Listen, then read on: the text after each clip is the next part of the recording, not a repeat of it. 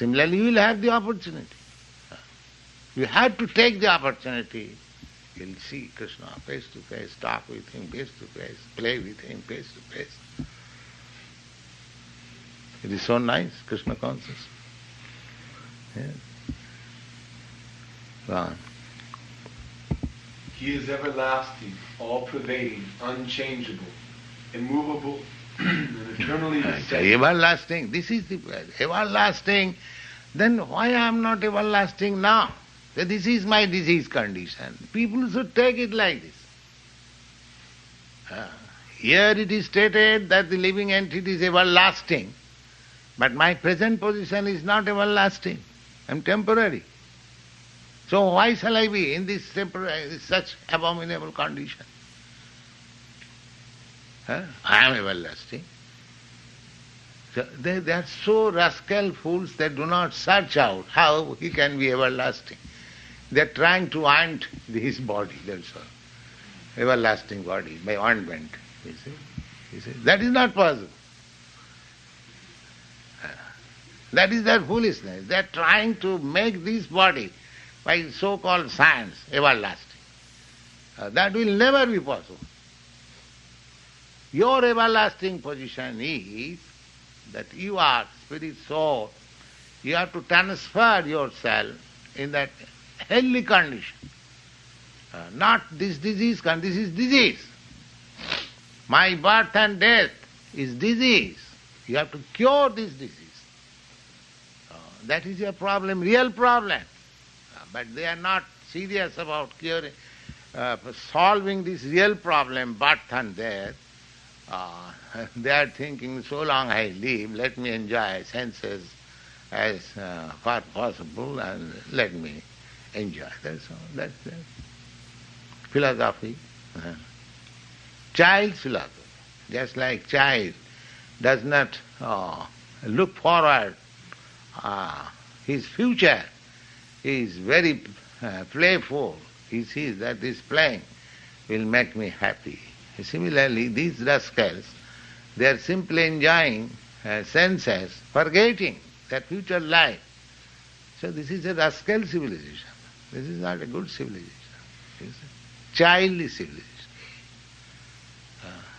However, they may be proud of their advancement of knowledge. It is childish civilization because they have no future.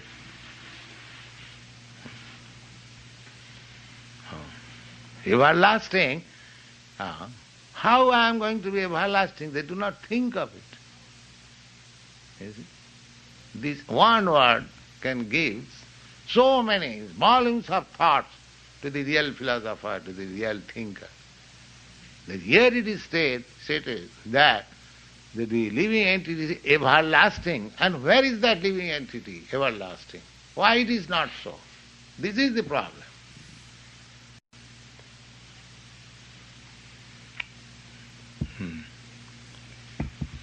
It is said that the soul is invisible, inconceivable. Yes, invisible, that is a fact. I am soul, you are soul, but I cannot see with these eyes. I am seeing your body, just like I am seeing my son or husband or brother. And as soon as my son or husband or son, anyone dies, oh, my son is gone. Oh, where is your son gone? He is lying here. Why do you say gone? No, he is gone, he is gone. Then what is that son? Have you ever seen him? That is the problem. He has never seen his son or husband. He has seen this body as husband or son or father. That was invisible. You cannot see even a small particle of soul which is spiritual. You want to see God immediately without preparing your eyes. You see, they want to see God. They cannot see even the small particle of God, the soul, and they want to see immediately God. Yes, one can see God, but not immediately. You have to prepare your eyes. You will see God, you will see soul, everything. Everything will be visible. At the present moment it is invisible. Because we have got material eyes. With material eyes we cannot see anything spiritual. It is blocked. Well, knowing this, you should not grieve for the body. yes, because we cannot see, just like the same example, a man is dead, his relative is crying. He says he's gone, he's still seeing, the body is there. That means he has never studied who is his relative. Then at least he must know after death that this body is not my relative. Something else beyond this body.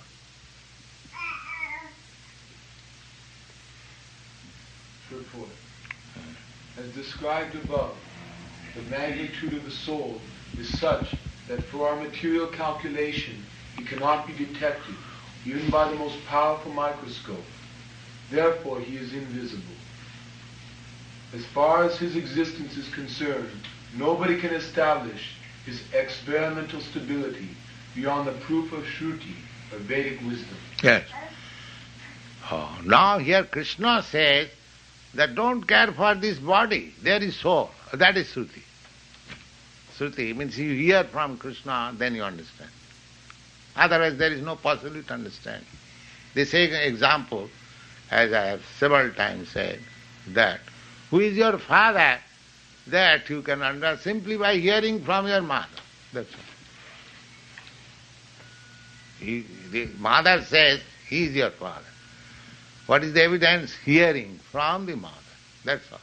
Similarly, anything spiritual, a spiritual identity, spiritual God, spiritual kingdom, you have to learn simply by hearing from authority. There is no other process. There is no other second process. Simply we have to hear. Just the same example. Who is your father? You have to simply believe your mother. Even if of course, it is not expected that she will give a false information. Understanding the mother is nice, she will give me. So that is the only way. You have to believe your mother, and that's all. Similarly, if you want to understand anything spiritual, you have to take information by hearing from such authorities as Krishna or his representative. And there is no other alternative. Other alternative, it will ever remain invisible and not understandable and so many things. Negative. Yes.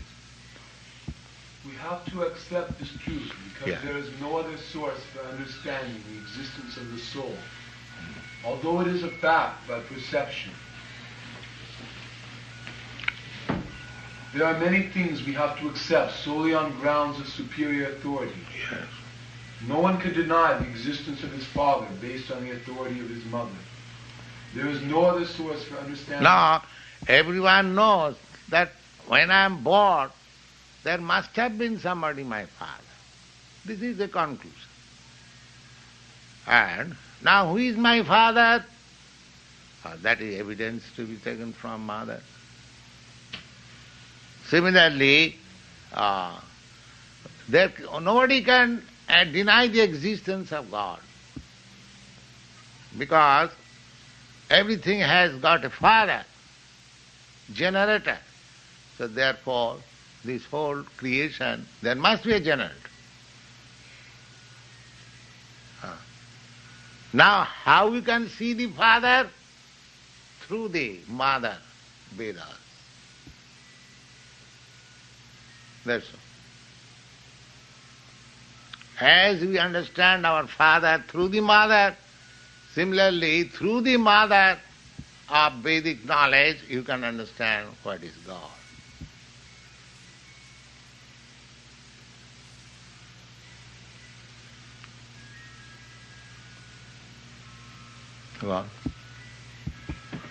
So Similarly, there is no other source of understanding the soul except by studying the Vedas. Yes. In other words, the soul is inconceivable to human experimental knowledge. The soul is consciousness. And consciousness, that also is the statement of the Vedas. And we have to accept that. Unlike the bodily changes, there is no change for the soul. As eternally unchangeable, he remains atomic always, in comparison to the infinite supreme soul. Yes. Unchangeable means the Mayavad theory that now I am finite, I shall become infinite. That's wrong. How it can be? Eternal. Eternally finite, eternally remain infinite. We cannot be equal with God, the infinite. That is not possible. You will have to remain as subordinate. The Supreme Soul is infinite, and the atomic soul is infinitesimal.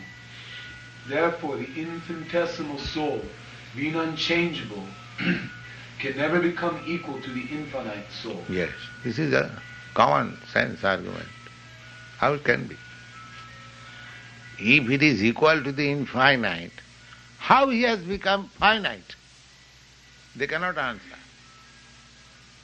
The impersonalists cannot answer. How he has become finite? They will simply, the answer is, it is Maya. Then Maya is greater than the infinite. Then Maya becomes greater than the infinite. Then that God is never infinite, because Maya covers the Supreme. So how he is infinite? He becomes finite. The common sense is that finite Brahma is covered by Maya, not the infinite. Therefore, duality, finite and infinite, living entities. Krishna is infinite and ordinary living entities. What is that? Ice cream. Oh, ice cream. Oh, you are taking ice cream? Huh? No. They go up and down the street. Canvassing? Yes. Don't take ice cream.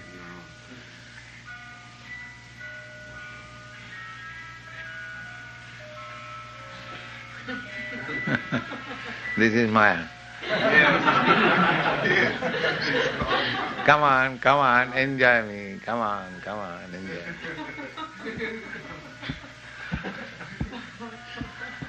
As soon as you enjoy, you become entrapped. That's all. That's like fishing tackle. They throw the tackle and invite the fish. Come on, enjoy me. Come on, enjoy. As soon as you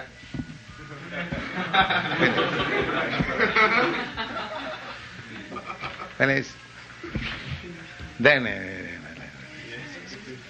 oh, where do you go now? Come on, in my bag.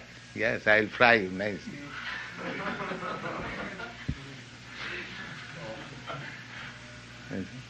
So these are all explained in the Srimad Bhagavatam. The fish is losing his life by eating, by tongue. He cannot check the dictation of the tongue, therefore he is losing his life. You see?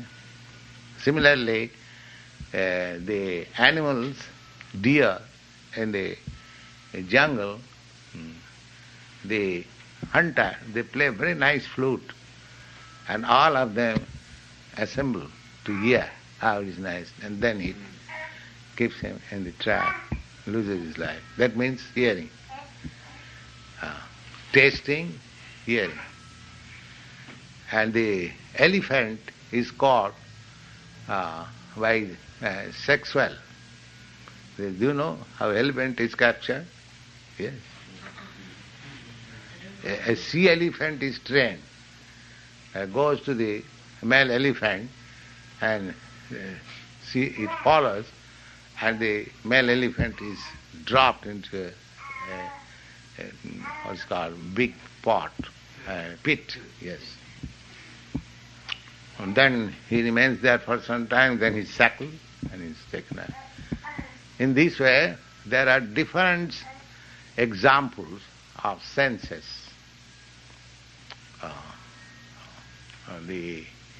What is called that black, what is called Brahma, English? That black big fly. Oh, eh? It may be. It is entrapped by smelling lotus flower within the lotus flower and loses its life. So, by different sense gratification, the different kinds of animals, they are losing their life. And we have got all our senses active. So where we are? These examples are for animal kingdom, whose one sense is only active. But our all senses are active. Then what is our position? You see? This example is given in the Bhagavad. A man has got 6 wives and he has entered the house and all the wives have captured him. You come to my room. You see? So one has taken his one hand, another has taken another hand, one has taken his one leg, one has taken and see like this. So that's like, you see. So this is our position. Human being, whether they shall control the senses, instead of controlling the senses, they are becoming servant of senses and losing this great opportunity of human life. Yes. And as people that are concerned with advancing to the higher planets, do they have more opportunity to become entrapped? No, anyone within this material world, they are entrapped by the sense enjoyment, either in higher planets or lower planets. Just like animal kingdom, there is sense impetus, and human being also. What is human being? We are civilized being. What we are doing? The same thing. Eating, sleeping, mating. The same thing as the dog is doing. So anywhere in the material world, either in the higher planet or in the lower planet, this sense gratification is prominent. Only in the spiritual world there is no sense gratification. There is simply an endeavor to satisfy Krishna. That is. Here everyone is trying to satisfy his senses. That is the law of material world. That is material life. So long you try to satisfy your senses, that is your material life. And as soon as you turn yourself to satisfy the senses of Krishna, that is your spiritual life. It's a very simple thing. Instead of satisfying Rishikena, Rishikesha Sevanam, that is bhakti. You have got senses. You have to satisfy. Senses, with senses you have to satisfy. Either you satisfy yourself, but you do not know.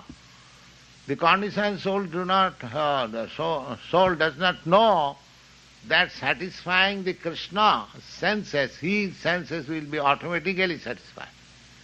The same example, just like pouring water to the root or these fingers, part and parcel of my body, giving foodstuff here to the stomach, automatically the fingers will be satisfied. This secret we are missing. We are thinking we shall be happy by trying to satisfy our senses. Krishna consciousness means don't try to satisfy your senses, you try to satisfy the senses of Krishna, automatically your senses will be satisfied.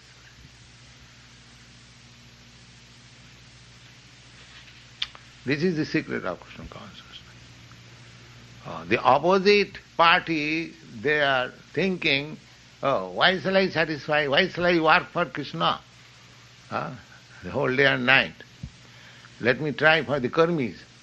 Just like you are working whole day and night for Krishna, they are thinking what fools they are. We are very intelligent. We are working for our own sense gratification whole day and night. And why they are working for Krishna? This is the difference between materialist and spiritualist. The spiritualist endeavor is to work whole day and night strenuously without any heart, simply for Krishna. That is spiritual life. And the materialist means the same endeavor, always trying to satisfy their personal sense. That is the difference, materialistic and spiritual.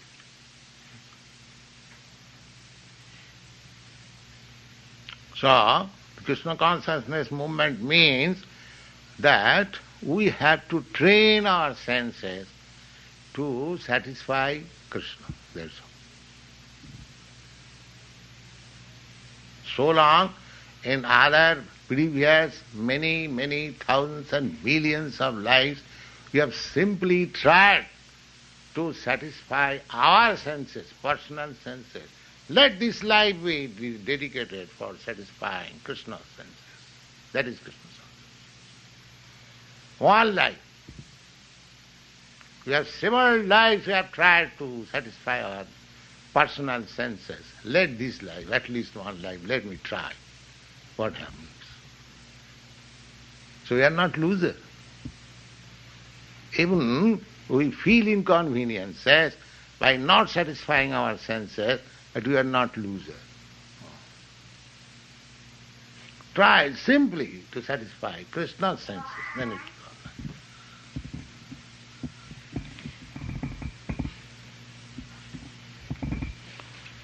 So, we shall stop. What is the time? 7 o'clock. All right, stop. Chant Hare Krishna.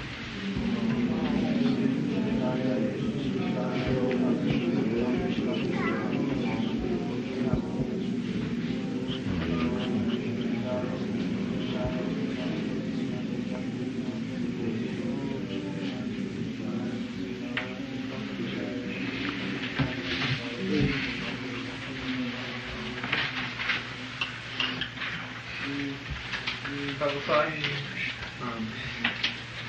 we're reading about the 6th chapter of Bhagavad Gita now. And should I wait till you come to that chapter, or should I ask you a question now pertaining to that chapter? As you like. If you...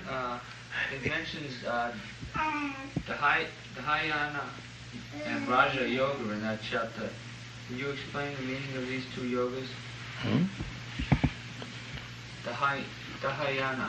Dhyana. Dhyana. Dhyana yoga. Meditation. It's meditation. And is Raja Yoga the same? Yes. Both meditation Yes. lessons?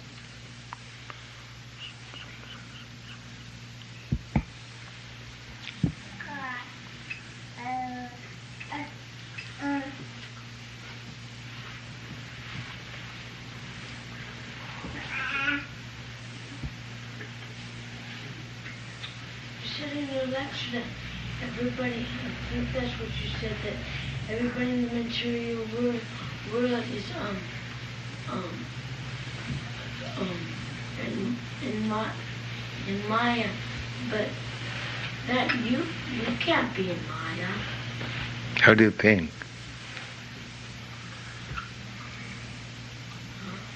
What do you think? But you're spiritual. So you can't be in Maya. So how does that work? How do you think that I am not in Maya? Because you're spirit. Because you're a pure devotee. You see Krishna in everybody.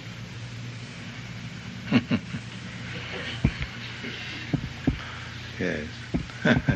Then a pure devotee is not in Maya. Do you agree to that? So are you going to be a pure devotee? Me? Yeah. But you are going to be, trying to be. I'm trying. That's all right. That's all right. That's all right. Yes.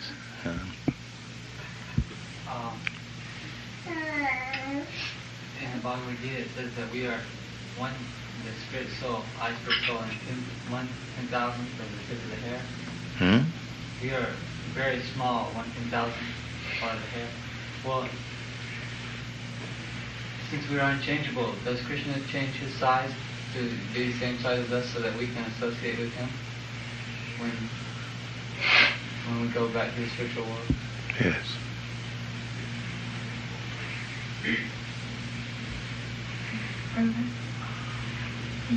Is it true that you once said something about the super soul being the size of the thumb? Where is that information? Sorry. Is the size of the thumb in a human being? Yes.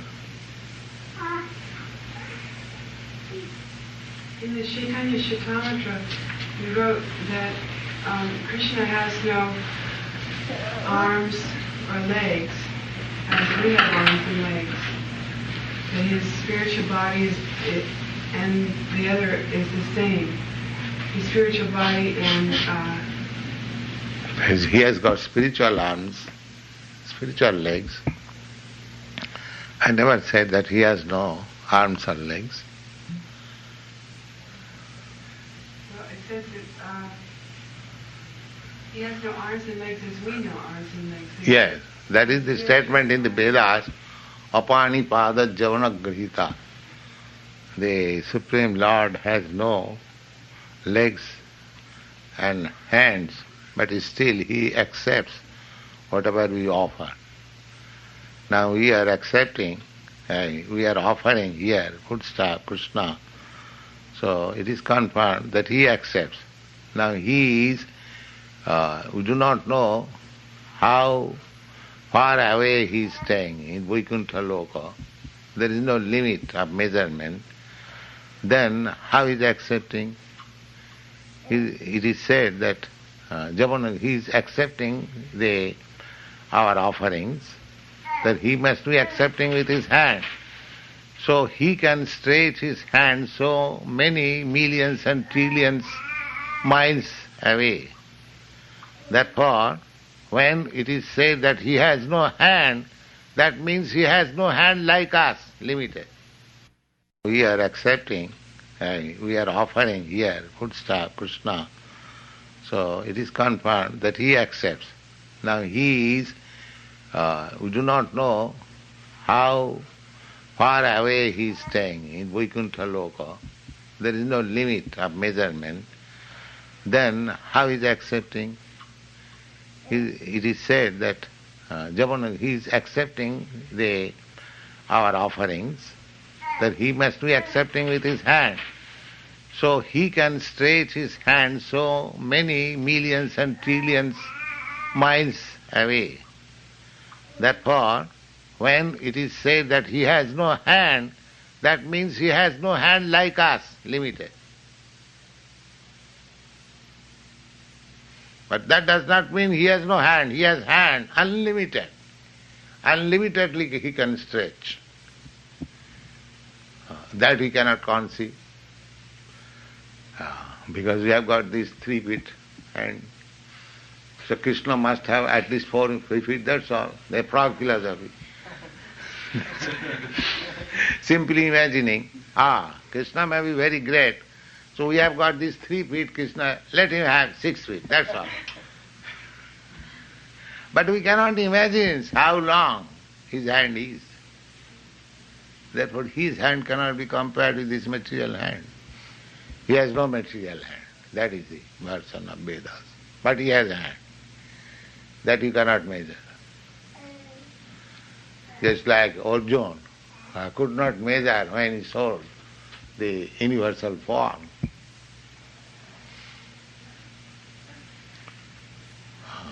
The avajananti mangamu ramanasati, therefore Krishna says, because I am moving amongst them as ordinary human being, they are thinking of me as one of them. And parang bhavam ajanant. They do not know what is my background. Param bhavam. Therefore they fail to understand me. Mura, rascals, fools. Everyone is trying to understand Krishna from the angle of vision as he can understand. Krishna is beyond that, therefore his name is Adokhaja, beyond the limit. He can simply be presented by himself, revealed, just like Krishna is revealing himself to Arjuna. Arjuna is not understanding Krishna by his philosophical speculation. Directly Krishna revealing. This is the process of understanding God. You cannot create your imagination, imaginative God. No.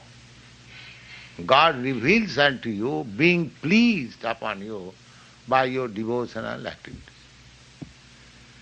Sevanmukhi jivhado, just like Krishna says to Arjuna, Bhaktosi, Priyosi, you are my very dear friend, you are my devotee, therefore I will reveal unto you,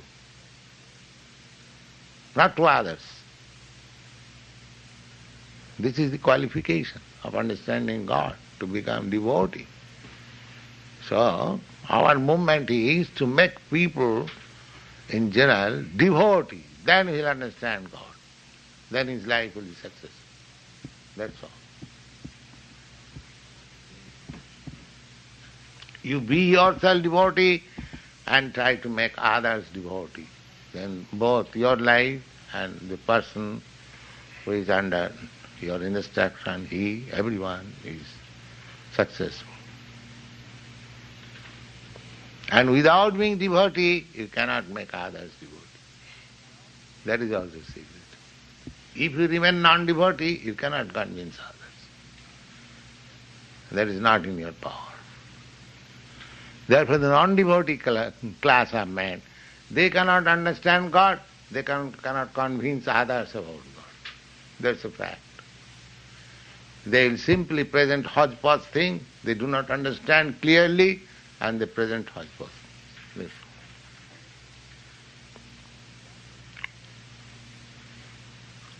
Without being bhaktyamam abhijanati javan jaschami tattva.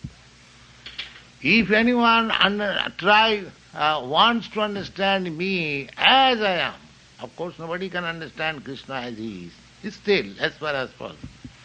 That is only through bhakti, bhaktya. It is stated in the Bhagavad Gita. It doesn't say that through knowledge, philosophical speculation, or through Hatha Yoga system. No. He says bhaktya, clearly.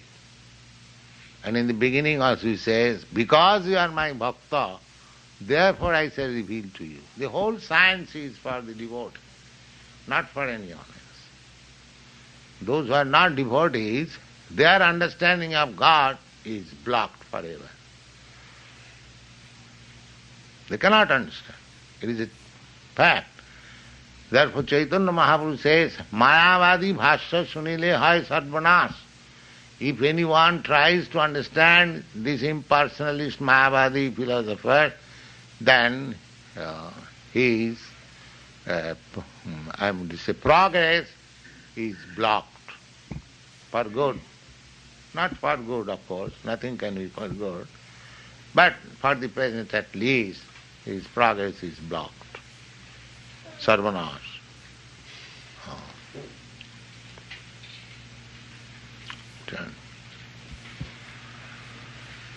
Hare Krishna.